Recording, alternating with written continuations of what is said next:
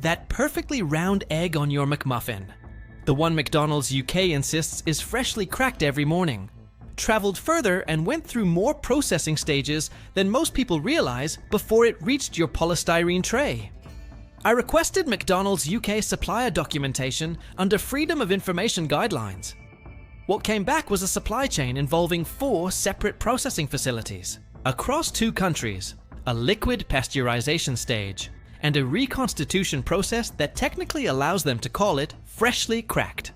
And that's just the egg. The bun underneath it contains 17 ingredients.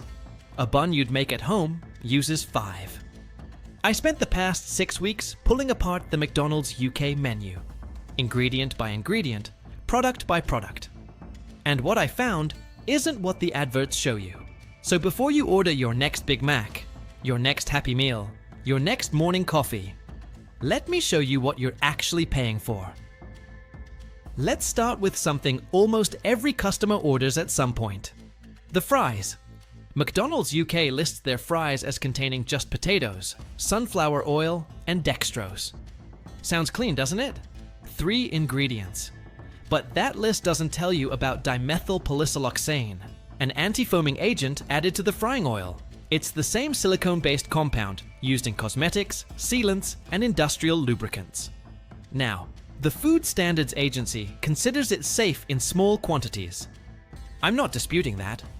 But what I am questioning is why McDonald's doesn't list it on the customer-facing menu board. You'd have to dig through their full allergen and ingredient PDF, a 42-page document most people have never seen, to find it buried on page 19.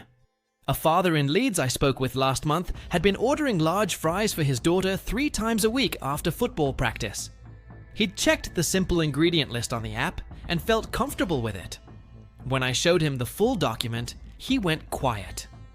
His words were, "That's a fair question, and it leads directly into the next finding, the milkshakes." McDonald's UK vanilla milkshake contains 54 ingredients. 54. For context, a homemade vanilla milkshake requires milk, ice cream, and vanilla extract. 3 ingredients. The McDonald's version includes cellulose gum, a thickener derived from wood pulp, along with artificial vanillin, which is synthesized from petrochemical precursors rather than extracted from actual vanilla pods.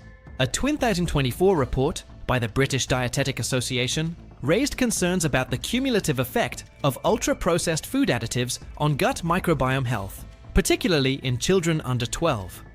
They specifically flagged cellulose-based thickeners as an area requiring further independent research. And yet the milkshake remains one of the most popular items on the Happy Meal menu. At $1.49 for a regular, it's marketed as a treat. What it actually is an engineering project. The laboratory analysis I commissioned came back on a Friday afternoon. I nearly put the phone down twice, because the next item, the chicken legend, raised a question I genuinely hadn't considered before. McDonald's UK describes this as a succulent chicken breast fillet. That word, breast, implies a single cut of meat. But the IRA small print on their supplier specifications tells a different story. The fillet is made from what the industry calls formed chicken. Smaller pieces of breast meat that are pressed, shaped, and bound together with water, starch, and flavorings to create a uniform patty. Is it chicken? Yes. Is it a breast fillet in the way you'd understand that term at a butcher's counter? That's harder to argue. A food standards consultant based in Bristol told me this practice is entirely legal, but fundamentally misleading to the average consumer. She's reviewed supplier contracts for 3 major fast food chains and says the gap between marketing language and manufacturing reality is wider than most people would believe. Here's where things shifted for me. I started looking at the salads, the supposed healthy option. The grilled chicken salad sounds virtuous. Grilled chicken, mixed leaves, cherry tomatoes. But the Caesar dressing that comes with it contains more calories than a cheeseburger. That's not a typo. The dressing alone delivers 230 calories and 22 grams of fat. The cheeseburger sits at 301 calories with 12 grams of fat. When you combine the salad with its dressing, you're looking at 380 calories, nearly matching a Big Mac for energy content, but with less protein and fiber. A dietitian at King's College London published findings in February 2025 showing that consumers consistently underestimate the calorie content of restaurant salads by 30 to 45%. McDonald's isn't breaking any rules by serving high-calorie dressing, but the visual framing. Green leaves, the word grilled, the placement under a lighter choices banner, creates an impression that doesn't survive contact with the nutritional data. I was planning to move straight to number 3 on my list. I had my notes ready. The structure was set. But last Wednesday, a document landed in my inbox that changed the shape of this entire investigation. It came from a former supply chain auditor who worked with one of McDonald's UK's primary meat processors for 4 years. What they described wasn't a scandal. I want to be careful here. It wasn't a hygiene failure or a contamination event. It was something quieter and, in many ways, more troubling. They described a system where the gap between what the marketing department promises and what the production floor delivers is maintained deliberately. Not through deception in the legal sense, but through language. Carefully chosen words on packaging, on apps, on menu boards that allow the company to tell the truth without ever quite telling the whole truth. And once you understand that mechanism, the last 3 items on this list hit differently. Number 3, the beef. McDonald's UK makes a significant point about their beef being 100% British and Irish. They've built entire advertising campaigns around it. And technically, it's accurate. The raw beef patties are sourced from British and Irish farms. But here's what that claim omits. The seasoning blend applied to every patty contains hydrolyzed protein, a flavor enhancer produced through chemical hydrolysis, a process that breaks down proteins using acids or enzymes to create free glutamate. It functions almost identically to monosodium glutamate. McDonald's doesn't use the term MSG anywhere in their consumer communications, and they don't have to, because hydrolyzed protein is classified separately. But the biochemical effect on your taste receptors is remarkably similar. A neurochemist at University College London described it to me as the same key, different keychain. You experience the umami intensity, the craving cycle, the flavor amplification, all without the 3 letters that might make you hesitate at the counter. A grandmother in Nottingham told me she'd been buying McDonald's for her grandchildren every Saturday for 2 years because she trusted the 100% beef label. When I explained what hydrolyzed protein does, she said, "So the beef is real, but the taste isn't?" Number 2, the coffee. McDonald's UK has spent heavily repositioning itself as a credible coffee destination. The McCafe range is marketed as barista quality, with beans sourced from Rainforest Alliance certified farms. What they don't emphasize is the sugar content of their flavored drinks. A large caramel iced frappe contains 67 grams of sugar. The NHS recommends that adults consume no more than 30 grams of free sugar per day. One drink, a single drink, delivers more than double that limit. For children aged 7 to 10, the recommended maximum is 24 grams. A medium strawberry milkshake contains 49 grams. That's a child consuming more than 2 full days' worth of their sugar allowance in one sitting. Public health. England's 2024 National Diet and Nutrition Survey found that sugary drinks from fast food outlets were the single largest contributor to excess sugar intake in children aged 4 to 12 across the UK. McDonald's isn't the only chain contributing to that statistic, but they're the largest. They serve approximately 4 million customers per day in the UK. The scale matters. A health visitor in Manchester I corresponded with described seeing a noticeable pattern in the children she works with. Dental decay, weight gain, energy crashes, that she traces directly to regular fast food consumption.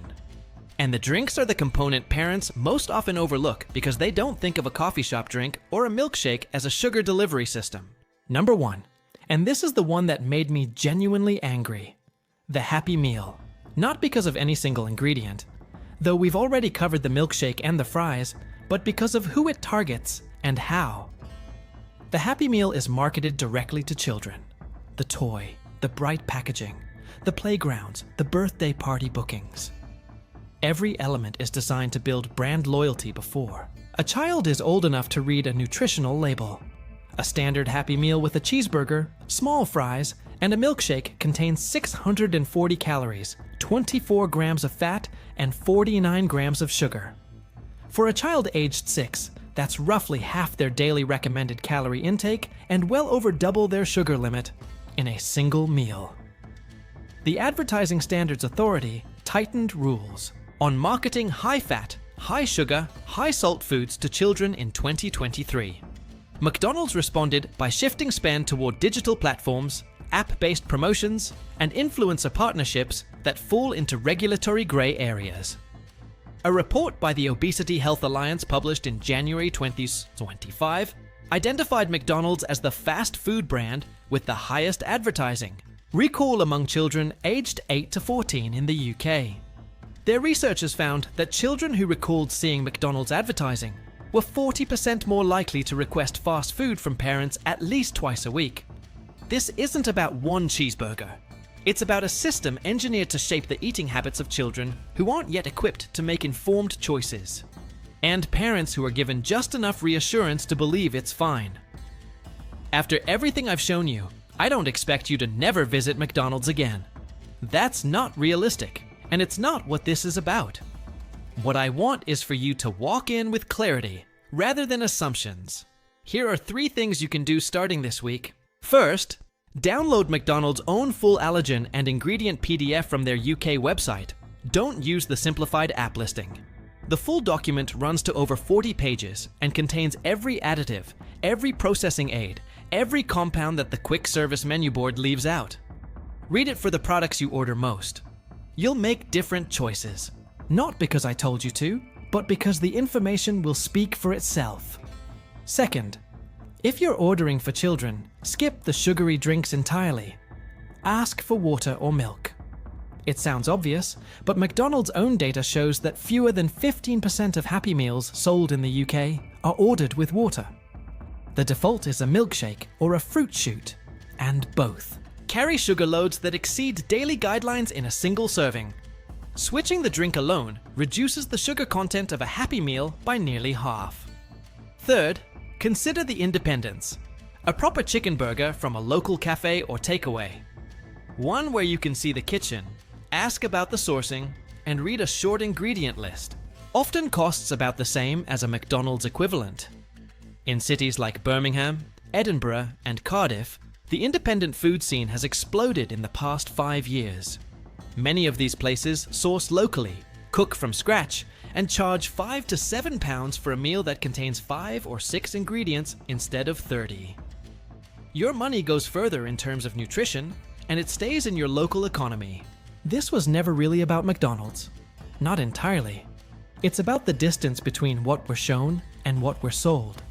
It's about an industry that learned decades ago that if you make the marketing warm enough, colorful enough, convenient enough, most people won't turn the packet over.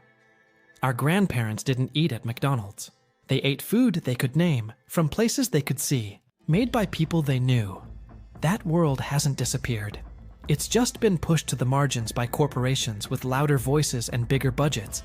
Every time you read a label, every time you question a claim, every time you choose differently, you're not just protecting yourself. You're rebuilding something that was quietly taken away. This week, try one thing. Next time you're in any fast food restaurant, not just McDonald's, pick up your phone and search for the full ingredient list of whatever you're about to order. Not the marketing summary, the full list. Count the ingredients you don't recognize. Then come back here and drop that number in the comments. I want to build a picture of what people are actually finding when they start looking. I've got investigations underway on 3 more major UK food chains right now. The testing has already started, and the early results are, well, you'll see. If you want to catch those when they land, subscribe so the algorithm actually shows them to you. And if someone in your life feeds their family, from a drive-through window twice a week, send them this. Not to shame them, to arm them. Because the only thing these companies fear more than regulation is a customer who reads the small print.